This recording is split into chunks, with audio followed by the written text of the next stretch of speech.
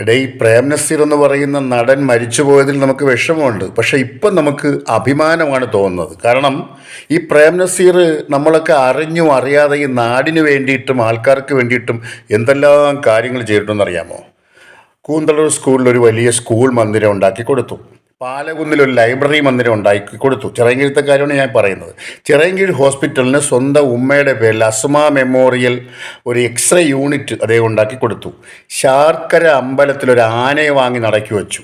ശാർക്കര അമ്പലത്തിൽ പ്രേം നസീർ ആനയെ വാങ്ങി നടക്കി വെച്ചപ്പോൾ അന്ന് അമ്പല കമ്മിറ്റിക്കാരോ പള്ളി കമ്മിറ്റിക്കാരോ ഇന്നത്തെ പോലെ എതിർത്തില്ല. ഇന്നും മോഹൻലാൽ മമ്മൂട്ടിക്ക് വേണ്ടി ശബരിമല ഒരു അർച്ചന നടത്തിയതിൻ്റെ വിവാദം നമ്മൾ ശ്രദ്ധിക്കണം. അപ്പോൾ അന്ന് പ്രേം നസീറൊക്കെ ജീവിച്ചിരുന്ന കാലഘട്ടത്തിൽ മനുഷ്യ സ്നേഹമായിരുന്നു ഏറ്റവും വലുത്. മനുഷ്യർ തമ്മിലൊരു ബന്ധം ഉണ്ടായിരുന്നു. ഇന്ന് അതല്ല. ഇന്ന് മതം നോക്കിയാണ് മനുഷ്യരെ എന്ത് ചെയ്യുന്നത്, വിലയിരുത്തുന്നത്. കാരണം രാഷ്ട്രീയം എന്ന് പറയുന്നൊരു സാധനം മതത്തിനെ പോലും വിഴുങ്ങിക്കളഞ്ഞു.